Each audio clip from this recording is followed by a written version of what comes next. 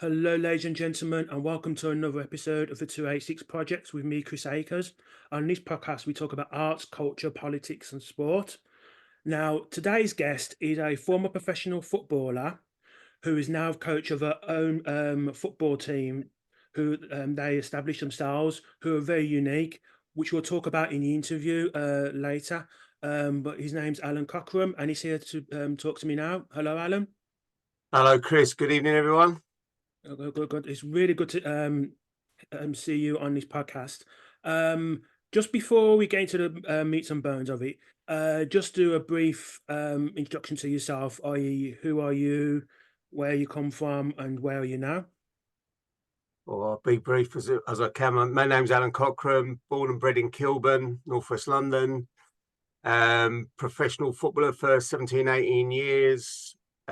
Played for Spurs, grew up at Spurs and was fortunate enough to play a couple of first team games. Went to Brentford, was there, had 5 or 6 very successful years there. Then manager of St Albans, one of the youngest managers at that level at 29.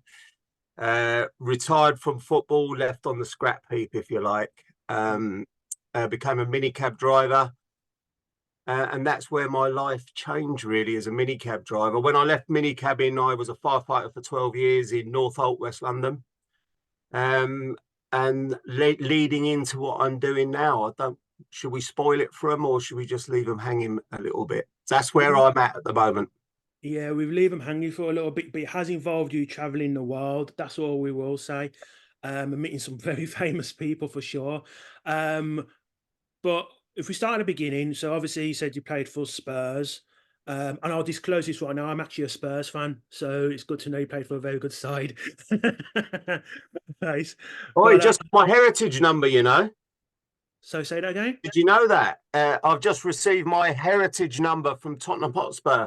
So they're giving you a shirt with your number on the back for every single player that ever played in the first team. My number is 545, and I think it only goes up to about 800 and something at the moment. Oh gosh, congratulations. So when did you receive that? A couple of weeks ago, we was all messaged, and they're in the process. So all the first team now, a couple of weeks ago, wore their numbers in the back of their shirts. It's a bit like the England cricket, you know, the England cricketers that wear their number. Oh, And yeah, they're in the process of sorting out all the shirts for the people that's still alive, obviously, to send them the shirts that they played in. oh, okay. That's a really nice idea. It's Very pretty nice. cool, isn't it? Yeah, and congratulations on that. Thank you. Absolutely. Um, but again, you did play for Spurs, and you said you only played a couple of games. Obviously, you were with people in your team like Glenn Hoddle and Ozzy Ardiles. I read somewhere, and correct me if I'm wrong, but did you have undiagnosed ADHD during that time as well? And you was only diagnosed after your career? Yeah, correct, absolutely correct. I was diagnosed over 3 years ago now, which answers a lot of my own questions, really.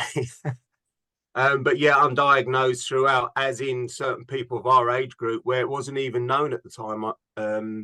And it's not till latter times when we have more knowledge that it all comes to the forefront. Yeah. And again, I'll talk to you more about the mental health side of football, especially back then as well. But after you played for Spurs, you then went for Brentford. And again, I read that you were, because of the players, the caliber of players and the tactics you use at Spurs, when you're a bit of a rebel at Brentford, i.e., you weren't going to have the long ball at all. You always had to be on the ground. Always. So under Steve Perriman that took me there, we played some lovely football for the old third division. And it got us to the quarterfinals of the FA Cup at Anfield against Liverpool. And we beat 2 or 3 old first division clubs along the way, including Man City. And then the new guy took over and wanted to go long. Yeah, I weren't the best person, Chris, to go long, if I'm honest. And then, yeah, seriously refused point blank to go long. And I think it cost me my professional career. We've had a film made about us, the Penguins, and I actually quote in that definitely cost my professional career. Okay. So, yeah, Brentford. Just quickly, obviously, you talked about undiagnosed ADHD, but then you left football and you said you're on a scrap heap. Obviously, not just football, but athletes now talk a lot about their mental health. And we've had recently a few players actually take breaks because of their mental health as well. compare that to your time playing. Obviously, I imagine there's going to be a stark difference, but specifically where the differences between the two in terms of how mental health was dealt with at football clubs. It wasn't. Yeah. There was no. It's a really good question. It's a really deep question. I think you swat. There was two. You had to have ability, but you also lived and died by the verbal sword. So you had to be very sharp-witted. You had to take abuse and give abuse, I must say, and that's what I mean by being sharp-witted with the verbal sword. And there was a lot of really, really good youngsters and young pros I saw go under because they couldn't handle the abuse, whether it be teammates, coaching staff, or opposition crowd. Hmm. I saw players go under. It wouldn't happen today. Um, so you learn very quickly that through strength of character and blocking things out. Or I did a lot through humour. Mine was pure humour. Mm. And the honest truth is, I quite liked it. I quite liked a bit of stick in the end because I knew I could retort backwards, and that's what developed my character. Mm. Um, but the mental health side of the game and rejection and stuff was never dealt with. You sunk or swum with the piranhas, I'm afraid. Yeah, it seems like a very brutal environment to grow up in as well. And as you say, quite a few pros actually sunk under that as well.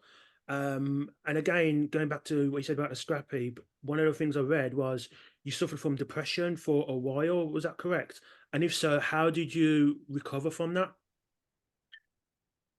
So I think depression, if we get into that, is sometimes you don't know you're depressed, really. It's kind of creeps up on you like a black cloud. And if I'm blunt, I masked a lot of my depression through alcohol. I didn't understand what was going in my head. I couldn't manage it. But I always seemed to come out the other side for some reason. And I think the way I was always a fighter. So a really good example of that at Spurs when I was 13. I went to Spurs when I was 12 and left when I was nearly 22. So I was there 10 years.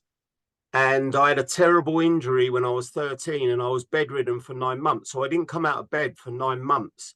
And it's really where I learned strength of my mental strength to come from. So through adversity, my mental strength come from that. And even today, I still can revert back to that 13-year-old kid lying in bed. And that's what I draw from. And I think also a lot of the jobs that I had masked my mental fragility, say ADHD or something like that. So I was a firefighter, which suited my type of brain. I was a football coach, which suited my type of brain, and an ex-professional footballer. It only really reared its ugly head during COVID. So you're talking 40 odd years later when it reared its ugly head because I was a caged animal. That's when I had to really address it. With ADHD, and obviously I'm not going to, I don't really know enough of the conditions. So I'm not going to say I'm an expert or anything, but you say the depression really is ahead of the game because of COVID, obviously locked in. So with ADHD, is part of thing about that is it's just almost, for want of a better phrase, almost synapses firing in your head, so you have to keep busy all the time. Is that part of the reasoning behind it? Yeah, so a really good example. So mine's called, it's quite rare, it's called Hunter's ADHD. Yeah. And what it is if you're walking down a high street, it's like the Terminator eyes. You know the Terminator in the film when he scans everyone. It's Yeah. like that. You're seeing everyone's trainers, you're seeing what they got on, you're very aware of noise coming towards you. It's a sensory overload, massive. But it's very suited to certain jobs. So Pep Guardiola looks for ADHD in his central midfield players. It's bizarre. So Okay. you're very in tune with your surroundings, and that's fine. It's masked, but certainly when you're locked, when you're in a, my wife calls me. I have like a mad 3 hours in the morning.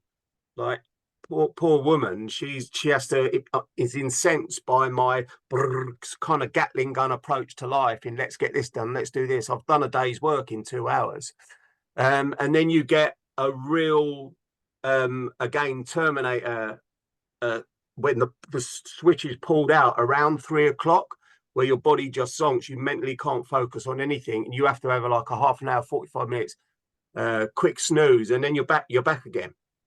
But then obviously during COVID, where I lost completely everything, Chris, overnight, I was running 3 teams, I lost it all. That's when it come to the forefront, because as all of us, you're locked in your house, you couldn't go out, you didn't know the future. And that's when I started to really explore my inner demons and my mental state from then. And it was a good thing in the end. Why would you say it's a good thing? Was it something that you'd been avoiding and almost your ADHD had become a mask to avoid your past? Yeah, yeah, it's a really good point. And alcohol, I think. I'm not a big drinker at all, but I would be excessive at certain times. So in my head, when I couldn't understand what was going in my head, the only way to escape it was to change your sort of chemical brain makeup and go to sleep, or be more relaxed. Let's put it that way. And I knew that was an issue that I wanted to overcome, but I didn't understand how to deal with it. I never spoke to anyone about it. But what the diagnosis has done really is help me, and then reading from it and understanding your own brain and your own personality, and then knowing how to adapt to certain situations. And it's been the best thing that it's got me into Zen meditation, reading those type of books. Eckhart Tolle is my hero. Been to see him in concert.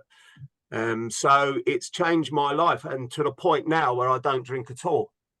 So that has been the blessing in disguise for me. And it's really weird. That's coincided with the takeoff of everything else in my life. It's bizarre. It's almost been waiting for the right moment to happen for me to handle everything that's happened to me in the last 2 or 3 years. So I just see it as a blessing. And also I can talk about it openly to try and help other people as well, Yeah.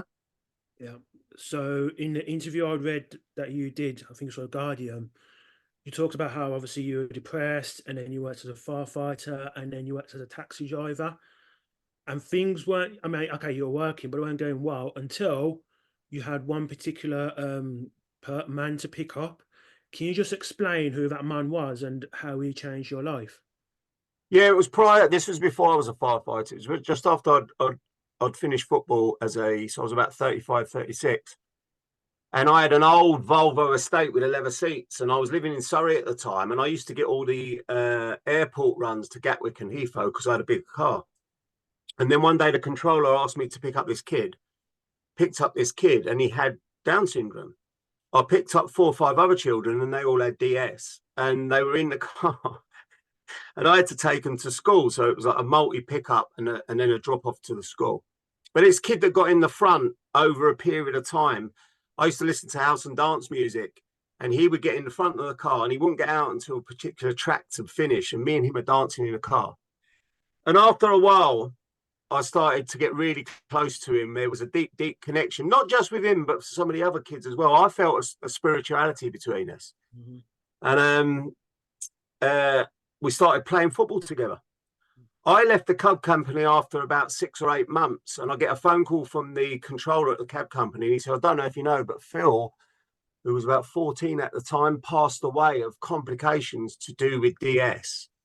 And I had never said goodbye to him or anything like that. But I did vow to myself, Chris, that in years to come or in the future, I didn't know where and I didn't know when, that I'd explore this a little bit deeper. Fast forward kind of 15 years, I explored it a little bit deeper, and literally probably within 2 or 3 weeks of thinking about it, I had the Brentford Penguins. So, okay, so this person sadly dies. Why was there that 15-year gap? What was happening in between then? I was at the fire brigade and working shifts, very emotionally charged working environment, very busy station near Wembley.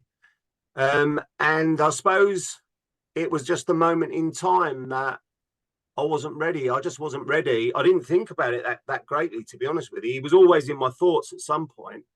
But it was a moment in time when I finished the fire brigade and went back to coaching.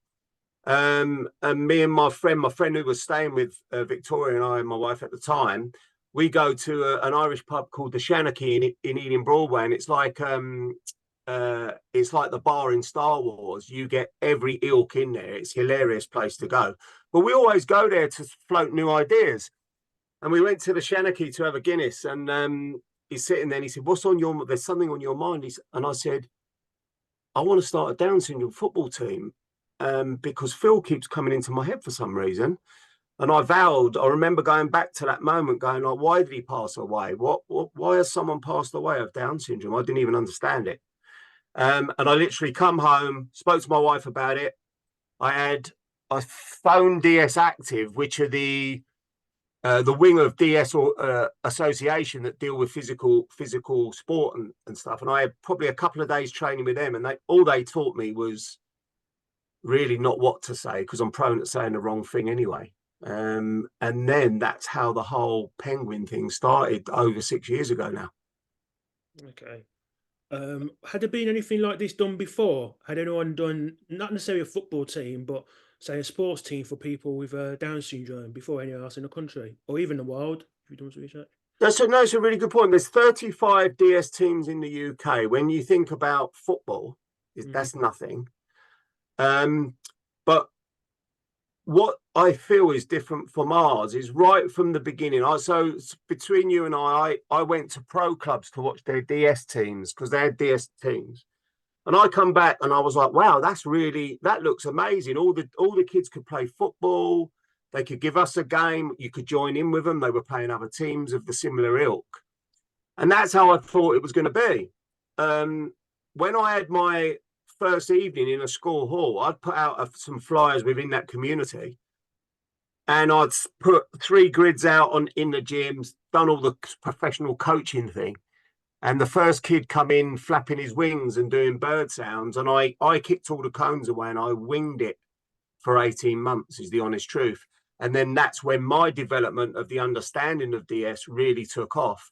And I vowed that I would have an open door policy. So within DS, they have a 20 to 8% comprehension range, and all the ability in between, and all the added things that come with them. So a lot of them have enlarged hearts, enlarged tongues. A couple of the kids have underdeveloped colons. There's many things, autism, that come with DS.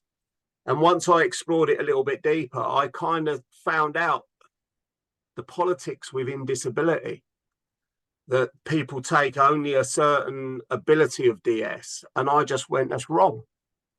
I don't know. So you're discriminating within a discrimination. And I'm like, I'm not having that. So I said, I don't care what happens. I'm taking every kid and every age group. And then if you fast forward over 6 years now, I've got a 4.5-year-old and I've got a 25-year-old with every DS disability in between. And the way I formed that in 18 months to 2 years, I had to flip my natural thought process of coaching. I'm not coaching a team, I'm building a community, and then a team will come out of that community. So my first thing was to how do you build a community? So if you must have the honor of coming to one of our training sessions on a Sunday and see it. There's between 70 and 100 people there every Sunday. Okay. And what the carers, the mums, the dads, the siblings all come and watch and stuff like that. And we organise the kids as in 4 groups. They all join in together, and the younger kids are looking at the older kids, and the older kids are teaching the younger kids, and you're teaching them this community spirit. And then football kind of breeds itself out of that, if that makes sense. Okay. So, yeah, people on this channel will know, because my main sport, I like football, but my main sport's actually boxing. And I've done quite a few debates around the country where I'm saying, because people talk about the merits. And one of the things I say is, it's not just about going in there and hitting people. It's about people developing themselves as just as people outside of the sport. Yeah. Is that a similar thing with you, that in the sense your team is, yes, you want to develop skills and whatnot, sports skills and then football skills, but it's also about having a place where they can go and also developing their social skills as people and have, like I say, building a community? Yeah, 100%. It's that first and foremost, because most DS carer, are on the fringe of society with nothing. So they're always thinking, what can I do? What is there for my kid? Where the kid doesn't, you don't have to explain that child's action, and then you can you can feel part of something bigger than yourself. So in the film, in the docu-film that we had made of us, that's really stressed that the film surrounds three kids' lives intertwined with my life. And that's really exactly what it is what you're giving them is a community where they feel safe to express themselves. They don't have to explain their children's behavior in any way, shape or form. And you're giving them a future. So you're seeing the 4.5 is seeing the 10-year-old, the 10-year-old seeing the 14-year-old, the 14-year-old seeing the 25-year-old. And you're building this community where they don't need to look outside of us anymore because we've already got it within it. So I'm very mindful of that, of their development. And we've kept reports from headmasters, school teachers, a few of the mums are school teachers anyway. And they found that their children have gone through the roof verbally, confidence-wise, and just being able to talk to kids that haven't got Down syndrome that we call normies. So, and it's confidence, Chris, is the thing. It doesn't matter who you are or what you are. If you have that confidence and you don't feel vulnerable or you don't feel inside yourself, you can express yourself within that. And what's happened to us in the last 3 or 4 months, it's gone through the roof because they have been given more than the norm is, i.e. the meeting of famous people, the traveling abroad, the eating at famous people's restaurants. So they're actually being given more than some other children, and that holds them in good kudos when they're at school or college. We'll go to like the documentary and about the team in a minute, but just something you said about your first training session where you had it all laid out and then you kind of someone came in and then you had to kick the cones away. Did your ADHD help you in that regard because it made you so tentative, not just to that person's needs, but everyone else's needs? So very quickly you could come up with ideas on the spur in terms of how to do a training station and accommodate everyone. Fantastic. 100%. I think it's my biggest gift now. And also I didn't realize it at the time. It's my biggest gift to ADHD, to Down syndrome, because I know how their brain works. I can see the kid, I can feel the kid, you know. And a lot of the kids suffer with all different types of ailments. So 100% right. And what I was very mindful of, how I learned, was I watched the parents' interaction with their children when they come in the hall, or when they left, or when we were talking, or how they conversed with their children, or how physical they were with their kids. So I learned from each parent very quickly how they adopted their child's behavior, and then I mimicked it, or I added to it even sometimes.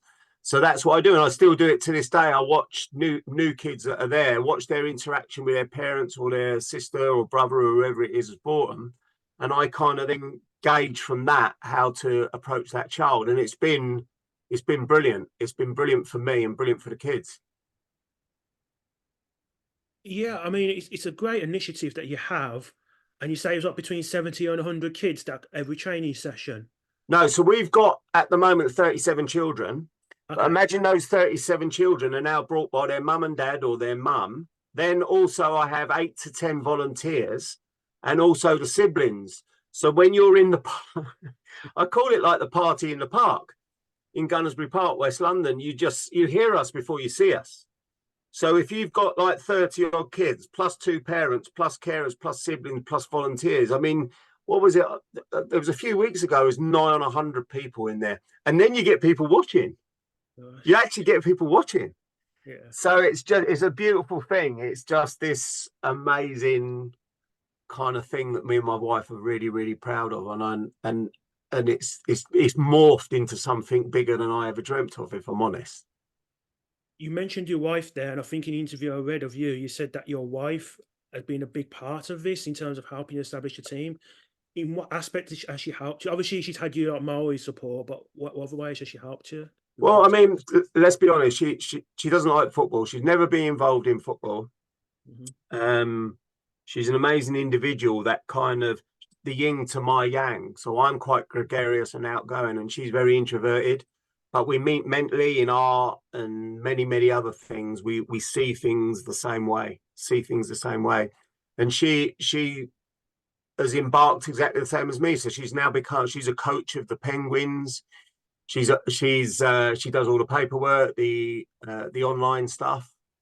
And now Victoria's got more into football than she ever thought for, and she plays for my other team, which is the over 40s women's walking football team, the Empresses. So she's now even playing football. She's doing more football stuff than me, Chris. Now it's unbelievable transformation. We like swap roles a little bit, you know. Have you managed to convince her to be a Spurs fan yet? Do you know what? It's bizarre. She now knows more football facts than most guys because she's listened to me. So she even rattles off Pele's real name, Edson Arantes de Nascimento, my hero Diego Armando Maradona. She knows Glenn. She knows all the Spurs players from the 80s where I grew up in. She's met Ardiles. She's met Glenn Oddle. So yeah, she's now it's opened up a new world to her, which is fantastic. One of the things again I read about yourself when you're talking about the working with Down syndrome people, and one of the things that you like, and I mean, I work in care as well, so I've said this as well, is you like the honesty of them, the fact that they literally do, especially in this day and age where people might be a bit more particular. You like the honesty of the people you work with. That must be a real blessing. Yeah, another great point. I mean, I think when you're in the age where reality TV is not reality TV, when you're in the age of the where it's not the real person that you're photographing because you can use filters, and when you're in an age of VAR and kind of the whole farce of the Premiership, it doesn't sit well with me. It just doesn't sit well with a human being as a human being. But what sits well with me with the children is their open honesty, no filter. They call it as it is.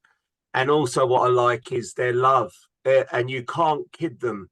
They are very in tune with human beings. And if they don't like you, they tell you. And they have this kind of sixth sense about you. So for me, the love that they give is genuine. There's no kind of there's no BS with DS. I've just made that one up. I like that one. There's no BS with DS.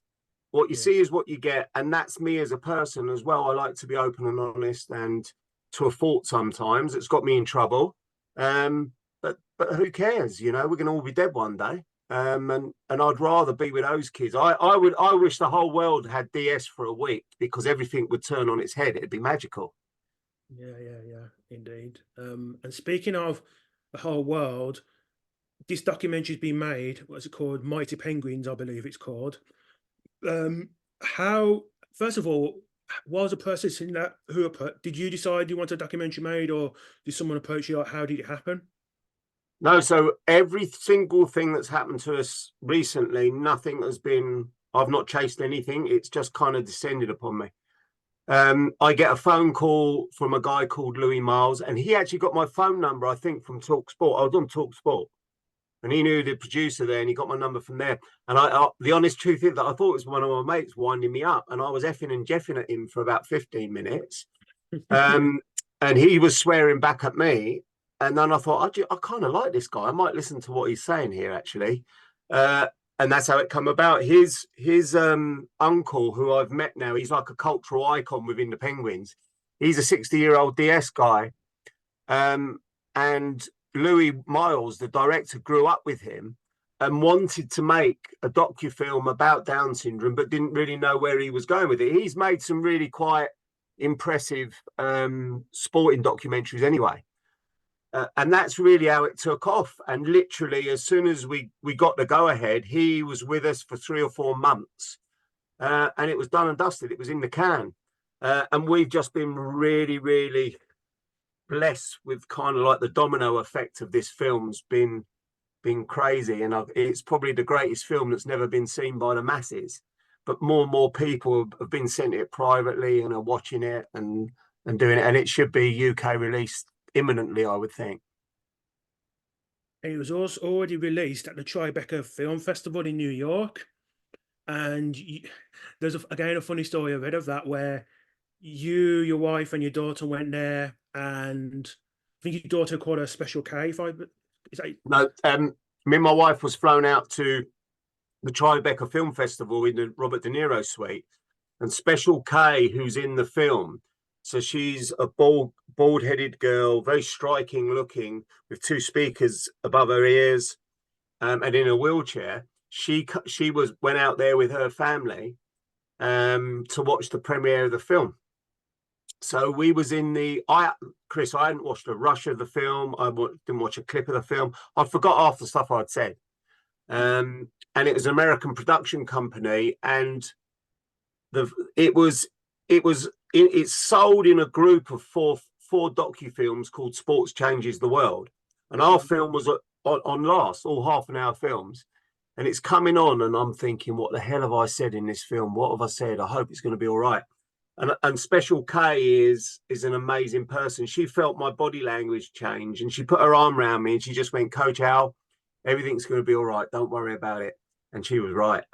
It's an amazing film that I'll get to you, Chris. Actually, I'll send it to you, mate, and you can watch it. okay. So yeah, it's changed absolutely everything. What was the reception of the film out there, obviously amongst the audience and afterwards? Because again, you talk about Special K. There's an interview I read of you. You talk about how you and your wife almost sitting away from like the stars, and she just didn't care. She was going up and just speaking to them, saying, "I'll watch our film," and so on and so forth. So I take it there must have been a real positivity about the film out there as well.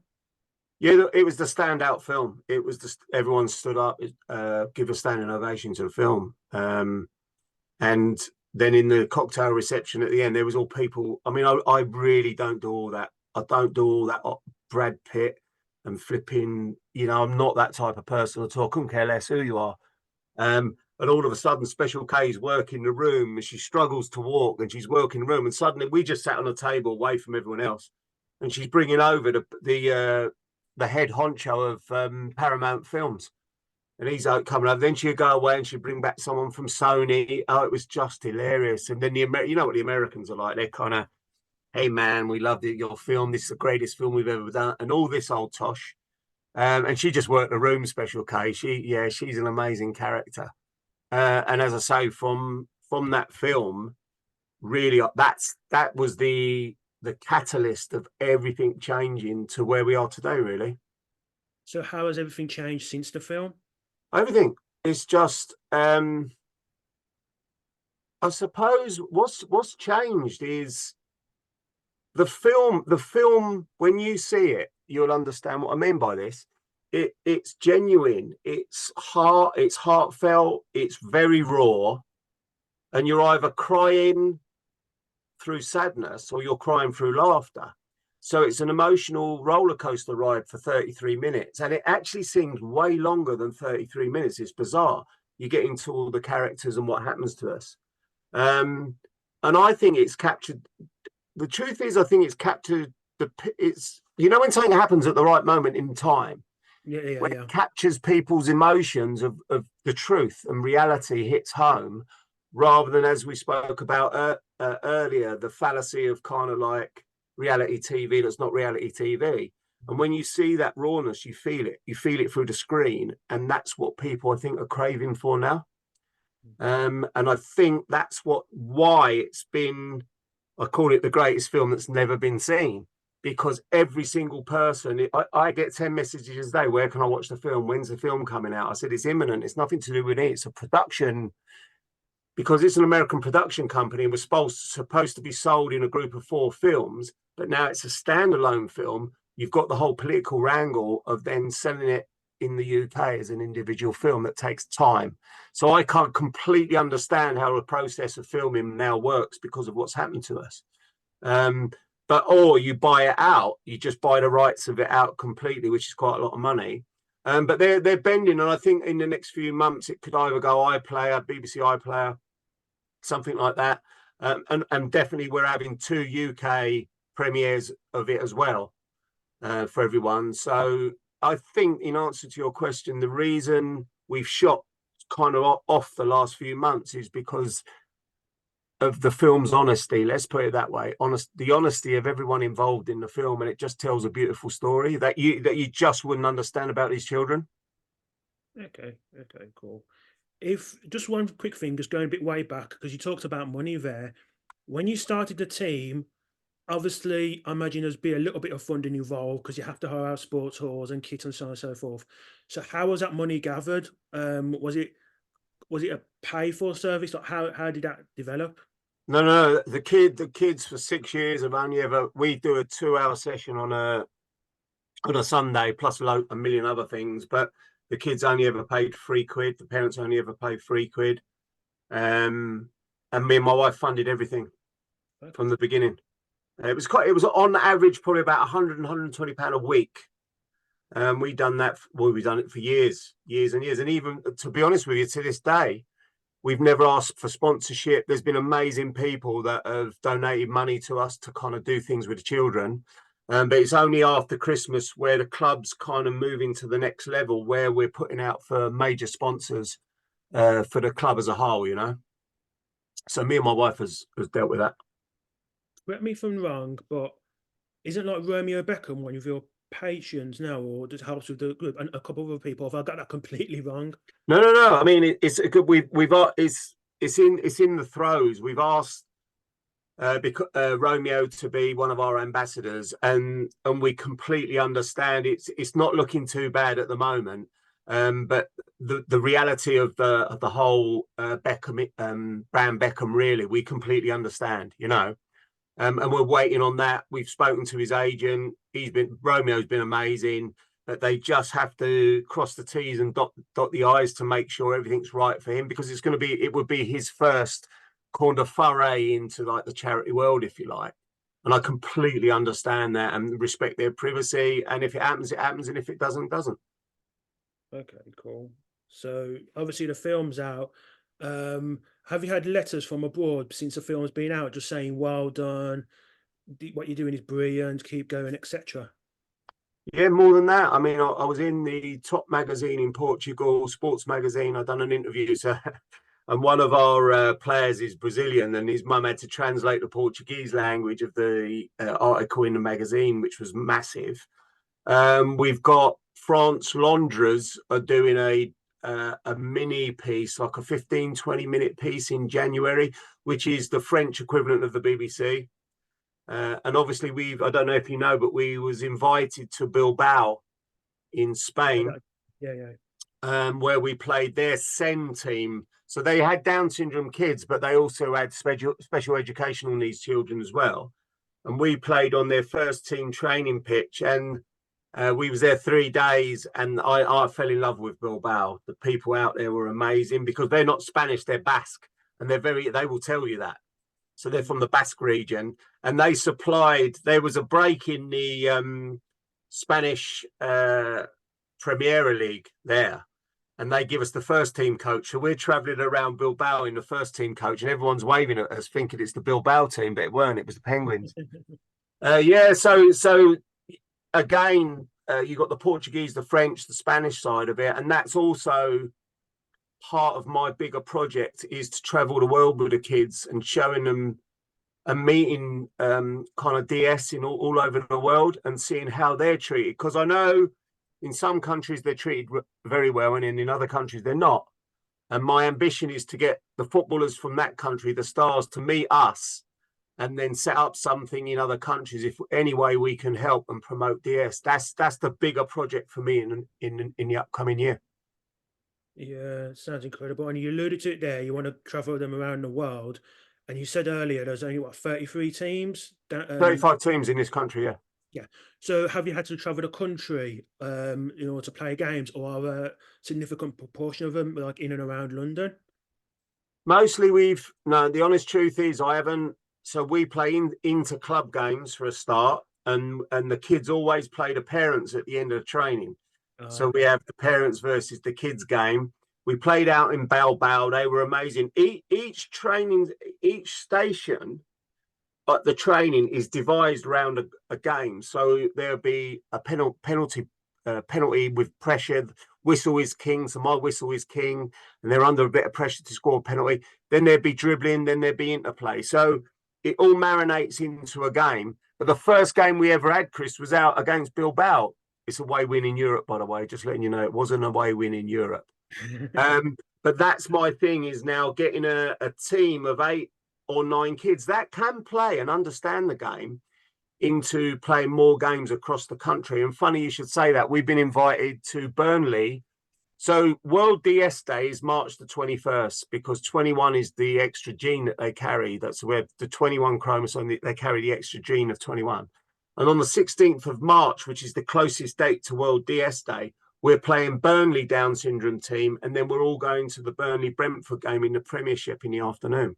Oh, okay. So that's how the team, it's been a process of now getting a team out of the 36 children, and then they go off and play and represent us as a club and stuff like that. And also we are the National Football Museum in Manchester. We are their Disability Team of the Year for 24. Okay. So we're going to the National Football Museum they're going to sell our shirts and memorable, like T-shirts, shirts, hats and stuff in their shop. And we've just done a collaboration with Socks & Co., which is a Down syndrome company that makes socks, because I don't know if you know, but on World DS Day, they wear odd socks. You wear odd socks to recognise the day. And we're having Brentford and Penguin socks made by them that we're getting to sell in the shop as well. So yeah, mate, there's loads of stuff been happening. It's fantastic. Yeah, I was going to say, you're really on it up and up, and it's everything organised now, and it's like obviously helping those kids as well. Have you done any links up with any? You kind of alluded to it there, but any organisations as well that deal with Down syndrome? Have you done any links up with those, or is it more specifically sports based that you're working for? No. So really good point. Marcus Waring, the chef, the world renowned chef, has been in touch with us, and he wants to do a 10-week cookery course with the kids. So they branch. I let the kids experience like everything and anything they can. You know, that's the most important thing to me. We've had Phil Earle, who's a prolific children's writer, book writer. He's won many awards up there with J.K. Rowling and stuff like that. He's just sent down 37 signed copies of all different books, but he's signed it to each and every individual kid with a little memo in there. And he's coming down to give a talk to the kids in the new year. Okay. So listen, my wife and I take this very seriously, in the fact that we completely recognise that this is a life thing now. When they get to 16, it's a nightmare, because they have to leave regular school and go to college. Most colleges will only have them for a few days. And then when they leave college is terrible. When at 18, what the hell, where are they going to go, and what are they going to do, depending on. So we're very mindful of wanting to envelope them in our own charity, so they can come and work. When they finish uni, they can come and work within our charity, because we have 2 other teams as well. But my main push in the new year is for our own indoor facility with a teaching school there as well. Okay. So that's my main thing, and then the kids really do have a future, and it gives the parents, because it's a continued worry for those parents of what they're going to do next with the kids. You said there about obviously college, you only do like a few days a week and so on. Do some of the people you train, Down syndrome people you train and are in a team, do they later on some of them become coaches, or have you had people with Down syndrome become coaches and also work in the background as well? No, I've got a coach. I've trained a DS coach, Big D. He's in the film. He's 21, and he's our first DS coach. And he went through a program of work with me, a book, and that we put together ourselves. And then he's like an icon. He's a DJ, a model, and all the kids look up to him. And Big D has his own group that he takes on a training day and stuff like that. And that's all part of the program of kind of what we're doing.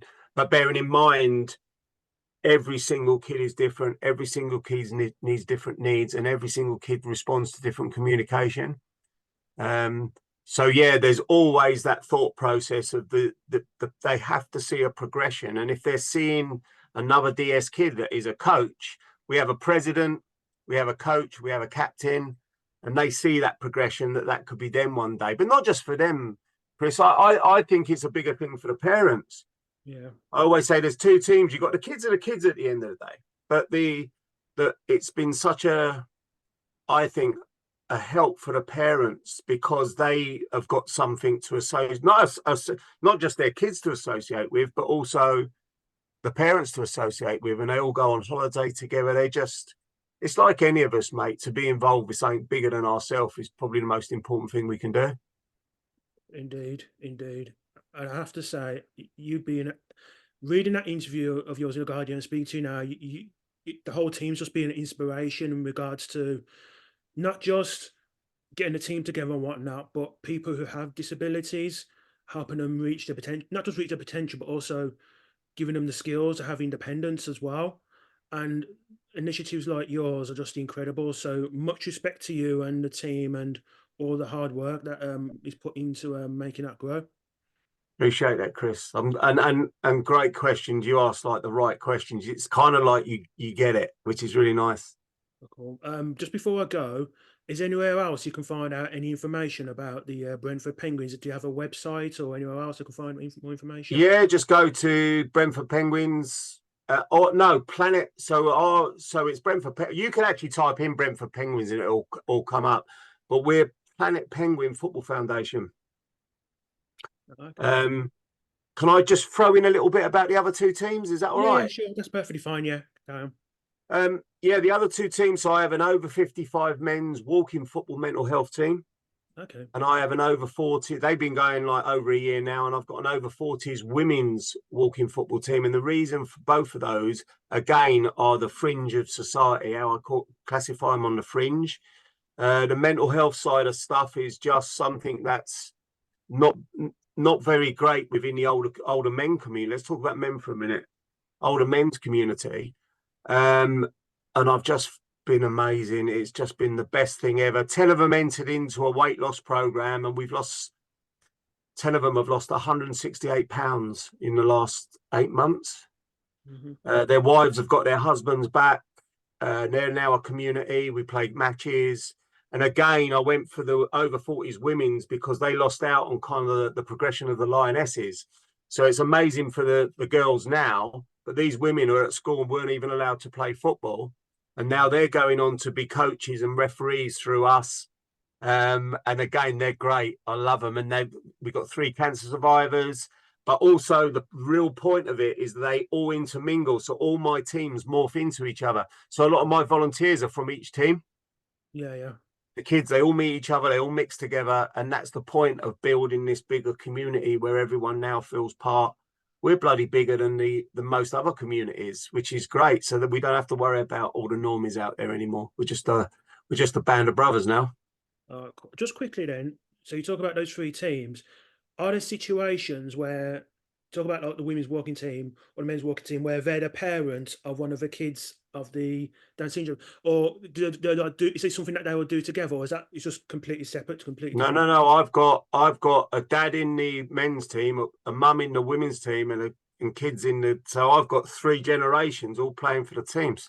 Okay. Yeah, and then we've done school initiatives. It's really bad. You know, when they do work experience, I had a school contact me and said, we've approached something like 50 businesses to do work experience. I went, bring them to me, and they actually come and learn how to mark out pitches with the men's football. They joined in with the men's football. One was a second kid and one was DS, and they was with us for like 6-7 weeks. Loved it, absolutely loved it. So no, I just don't. I don't do all that. I think the more we understand each other, the better we are as a community, and the more we understand disability and people that are on the fringe of society, the better we are. And everyone's got so much to offer. We just got to give them the opportunity. Yeah, I do completely agree. Again, it's been an absolute pleasure talking to you. Much respect to you and your team.